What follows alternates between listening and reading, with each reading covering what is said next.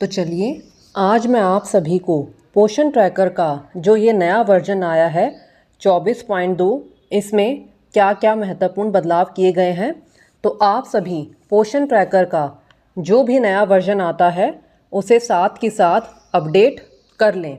तो इसके लिए हम यहाँ पर डेली ट्रैकिंग पर जाएंगे और डेली ट्रैकिंग पर आप यहाँ से भी जा सकते हैं और यहाँ से भी जा सकते हैं।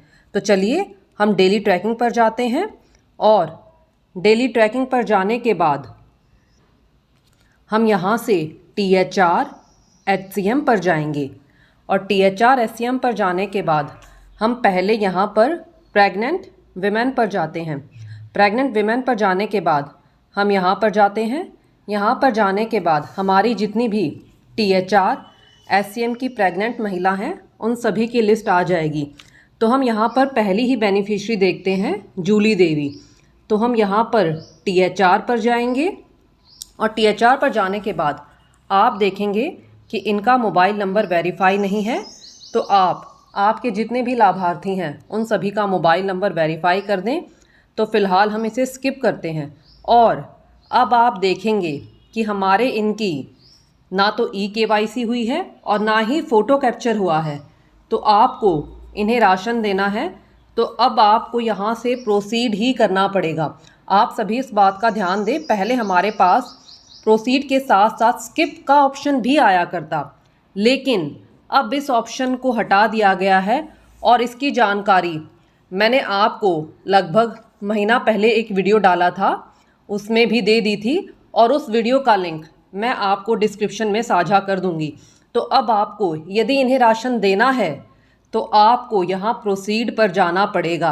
अब आप इन्हें स्किप नहीं कर सकते। तो आप प्रोसीड पर जाएंगे और प्रोसीड पर जाने के बाद आप देखेंगे कि यहाँ पर बेनिफिशियरी का नाम भी आ गया है और आधार के लास्ट के 4 डिजिट भी आ गए हैं। और जैसा कि आपको पता ही है कि प्रेग्नेंट और लैक्टेटिंग में जो संबंधित महिला है हमें उन्हीं का eKYC करना होता है और फेस कैप्चर करना होता है। तो इसके लिए हम यहाँ से प्रोसीड पर जाएंगे और प्रोसीड पर जाने के बाद आप देखेंगे कि इस नए वर्जन में हमारे पास बीच में डिजी लॉकर स्क्रीन भी आया करती है, अब उसको हटा दिया गया है। अब आप यहाँ पर लाभार्थी का पहले आधार नंबर डालेंगे और फिर यहाँ पर जो ये टेक्स्ट दिया हुआ है इसे एज इट इज़ डालेंगे। और यदि आपको ये टेक्स्ट समझने में कोई समस्या होती है तो आप यहाँ से ट्राई अनदर पर जाकर इसे चेंज भी कर सकते हैं। तो देखिए मैंने अभी ट्राई अनदर करा था तो ये चेंज हो गया है। यदि आपको ये भी समझ में नहीं आता है तो आप फिर से ट्राई अनदर करें और आप ध्यान दें आपने ये टेक्स्ट बिल्कुल एज इट इज़ ही डालना है। तो लाभार्थी का आधार नंबर और ये टेक्स्ट एज इट इज़ डालने के बाद हम यहाँ से इसे नेक्स्ट कर देंगे और नेक्स्ट करने के बाद लाभार्थी के रजिस्टर्ड मोबाइल नंबर पर OTP जाएगा और फिर आप वहाँ से अलाउ करेंगे और इस प्रकार आपका eKYC का प्रोसेस पूरा हो जाएगा। तो चलिए हम अभी फ़िलहाल बैक जाते हैं। बैक जाने के बाद मैं आपको हमारी एक और लाभार्थी हैं यहाँ पर नन्ही देवी, इनका दिखाती हूँ। तो हम यहाँ पर THR पर जाएंगे और THR पर जाने के बाद इनका मोबाइल नंबर वेरीफाई नहीं है तो फ़िलहाल हम इसे स्किप कर देंगे और स्किप करने के बाद आप देखेंगे कि इनका फेस वेरीफाइड है। पहले हमारे पास यहाँ पर भी ऑप्शन आया करता प्रोसीड विदाउट फेस ऑथेंटिकेशन, यानी कि हम लाभार्थी का बिना फेस वेरीफाई किए कैप्चर किए भी प्रोसीड कर सकते थे, लेकिन अब वो ऑप्शन भी हटा दिया गया है। तो इसके लिए हम यहाँ फेस वेरिफिकेशन पर जाएंगे और जैसे ही आप फेस वेरिफिकेशन पर जाते हैं हमारे प्रोसीड का बटन है वो इनेबल हो जाएगा। तो चलिए सबसे पहले हम दिन सिलेक्ट करते हैं और दिन आपके यहाँ पर विभागीय आदेशानुसार जितने दिनों का राशन देने के ऑर्डर हैं उसके अनुसार ही दिन सिलेक्ट करें, क्योंकि कई जगह विभागीय आदेश अनुसार एक बार में 7 दिन का राशन देना है। तो इसीलिए आप अपने विभागीय निर्देशों के अनुसार ही दिन सिलेक्ट करें।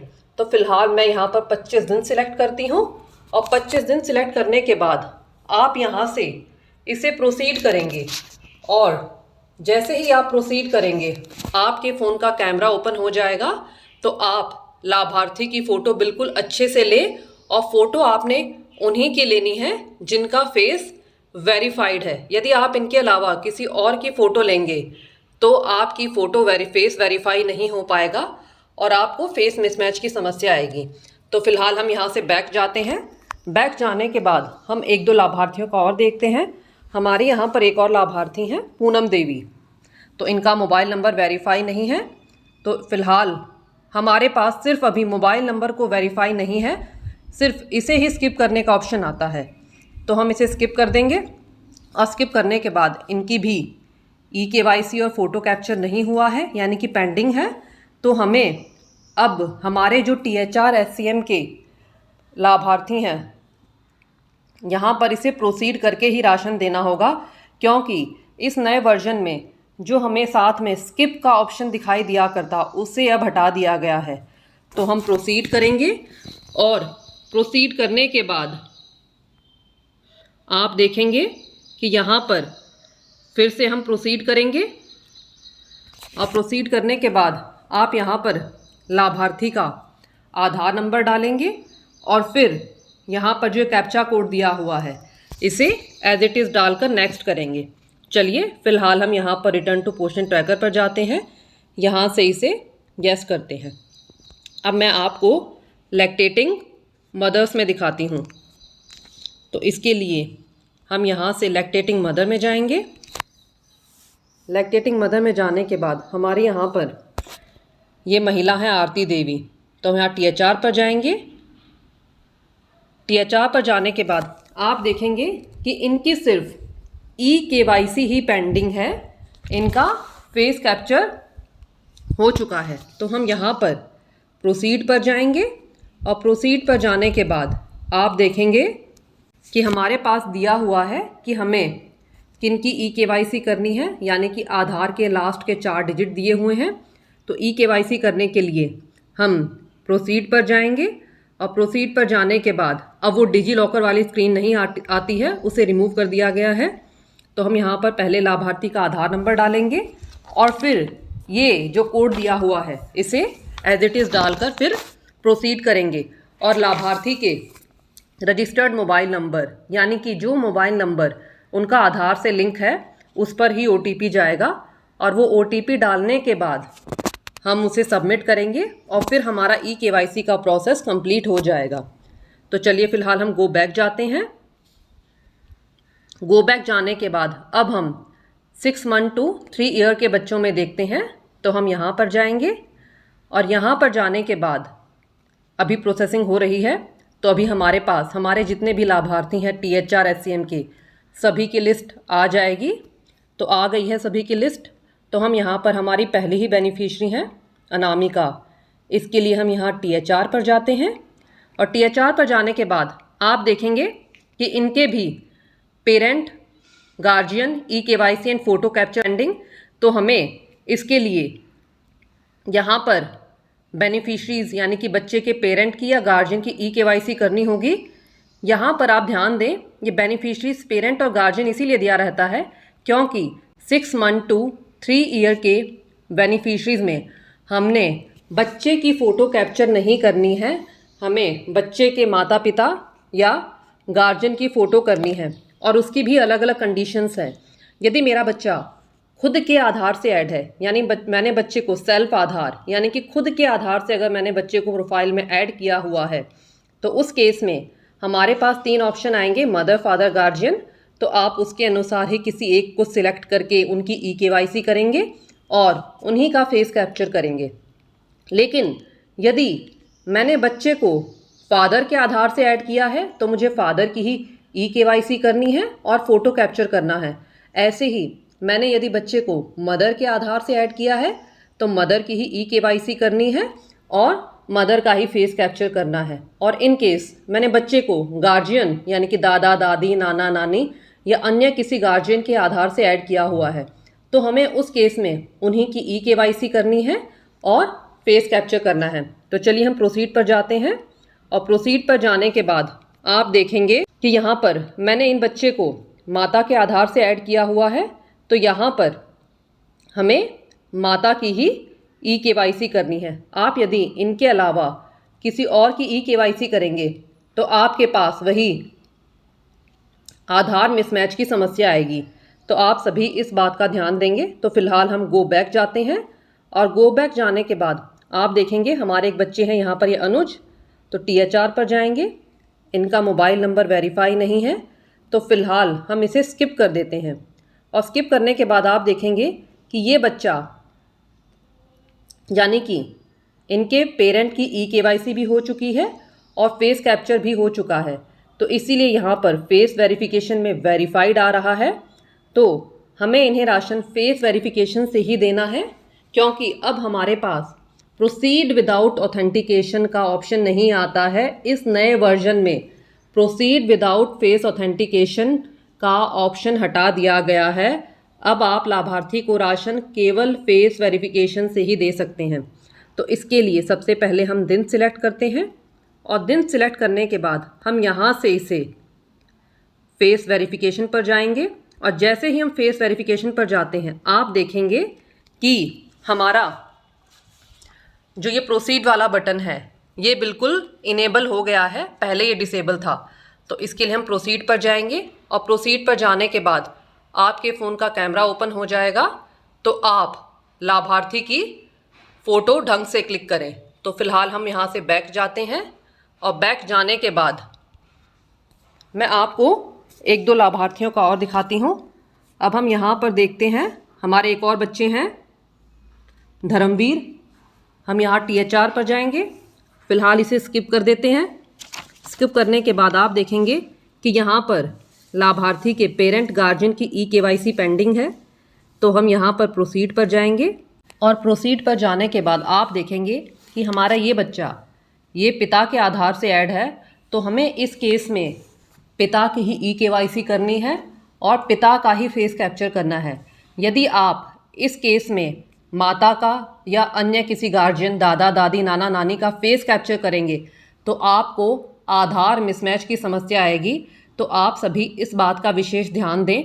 और आपको यहाँ पर प्रॉपरली दिया भी रहता है कि please complete the eKYC by using following Aadhaar number.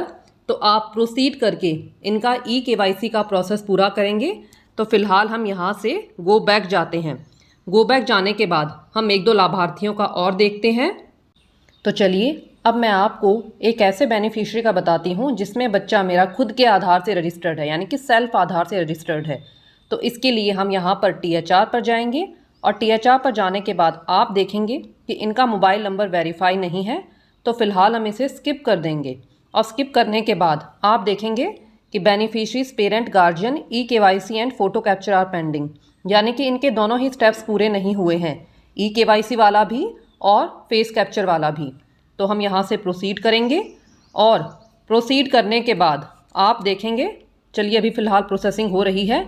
आप यहाँ पर देखेंगे, यहाँ पर प्रॉपरली मेंशन भी किया हुआ है, for THR distribution of self Aadhaar verified children there mother father guardian completes eKYC and face capture. यानी कि हमारे जो बच्चे हैं जिन्हें हमने खुद के आधार से रजिस्टर किया हुआ है उनकी eKYC और फेस कैप्चर करने के लिए हम मदर का, फादर का और गार्जियन के थ्रू उनकी eKYC और फेस कैप्चर कर सकते हैं। तो हम इसके लिए प्रोसीड पर जाएंगे और प्रोसीड पर जाने के बाद आप देखेंगे कि आपके पास ऑप्शन भी आ गए हैं, mother father guardian, select relationship with the child for eKYC and face match. तो आप यहाँ पर यदि मदर को सिलेक्ट करते हैं तो आप देखेंगे कि यहाँ पर आ गया है आधार नंबर ऑफ मदर। तो आप यहाँ पर मदर का ही आधार डालेंगे और फिर आप प्रोसीड करेंगे। और यदि आप फादर सिलेक्ट करते हैं तो आप देखेंगे कि यहाँ पर आ गया है आधार नंबर ऑफ फादर। तो आप फादर का ही आधार नंबर डालेंगे, उन्हीं की eKYC करेंगे और फेस कैप्चर करेंगे। इसके बाद हमारा है गार्जियन। गार्जियन सिलेक्ट करने के बाद आप यहाँ पर गार्जियन का ही आधार नंबर डालेंगे और उन्हीं का फेस कैप्चर करेंगे। आप सभी इस बात का ध्यान दें, यदि मैंने बच्चे को सेल्फ आधार से रजिस्टर किया हुआ है, यानी कि बच्चे को खुद के आधार से पंजीकृत किया हुआ है, तो आप उस केस में बच्चे की फ़ोटो कैप्चर नहीं करेंगे, क्योंकि बारी बारी देखने में आ रहा है कि कई कार्यकर्ता बच्चे का ही फेस कैप्चर कर देती हैं, जो कि गलत है। हमें किसी भी केस में बच्चे का फेस कैप्चर नहीं करना है। तो आप सभी ध्यान दें, मान लीजिए मैंने यहाँ पर मदर को सिलेक्ट कर लिया, तो मैं मदर का ही आधार नंबर डालूंगी और फिर मैं आगे प्रोसीड करूँगी। तो आप सभी इस बात का ध्यान दें, किसी भी केस में हमने बच्चे का फेस कैप्चर नहीं करना है। तो आपने इस वीडियो में जाना कि किस प्रकार से अब आप अपने जो लाभार्थी हैं उनको THR दे सकते हैं। और अब आप इस बात का विशेष ध्यान दें कि आपके पास जो स्किप का ऑप्शन था उसे हटा दिया गया है। अब आप अपने जितने भी आपके THR के लाभार्थी हैं, प्रेग्नेंट, लैक्टेटिंग और 6 मंथ टू 3 ईयर, उनको आपको अब राशन eKYC और फेस कैप्चर कर ही देना है। पिछली बार हमारे पास यानी कि पिछले वर्जन्स में हमारे पास स्किप करने का ऑप्शन था, लेकिन जो हमारा यह नया वर्जन है 24.2, इसमें स्किप करने का ऑप्शन हटा दिया गया है। यानी कि अब हमारे जितने भी लाभार्थी हैं THR के, प्रेग्नेंट, लैक्टेटिंग और 6 मंथ टू 3 ईयर में, हम उन्हें राशन केवल और केवल eKYC और फेस कैप्चर कर ही दे सकते हैं, क्योंकि अब स्किप का ऑप्शन नहीं है। और यदि आप उनकी eKYC और फेस कैप्चर नहीं कर पाते हैं तो उनका राशन पोषण ट्रैकर में 0 ही शो करेगा। तो आप सभी इस बात का विशेष ध्यान दें और आपके जितने भी THR के लाभार्थी हैं उन सभी लाभार्थियों को यदि उनका फ़ोन नंबर आधार में अपडेट नहीं है तो उन्हें अपडेट करवाने के लिए कह दें, ताकि आपको eKYC करने में कोई समस्या ना हो और उनके पास OTP आधार रजिस्टर्ड मोबाइल नंबर पर चला जाए। और फिर भी ज़्यादा समस्या आती है तो आप सभी एक रिकॉर्ड मेंटेन कर लें, जिसमें आपकी जो भी जेन्युइन समस्याएं हैं उन सभी को नोट कर लें, ताकि बाद में अधिकारियों द्वारा जब रिपोर्ट मांगी जाती है तो आप अपनी समस्याओं का जवाब लिखित में दे सकें। लेकिन आपके पास इन सब का एक प्रॉपर रिकॉर्ड होना चाहिए और रीज़न भी जेन्युइन होना चाहिए। तो मैं उम्मीद करती हूँ कि वीडियो आप सभी को समझ में आ गया होगा, और यदि आपके कोई डाउट्स हैं तो आप कमेंट्स में पूछ सकते हैं।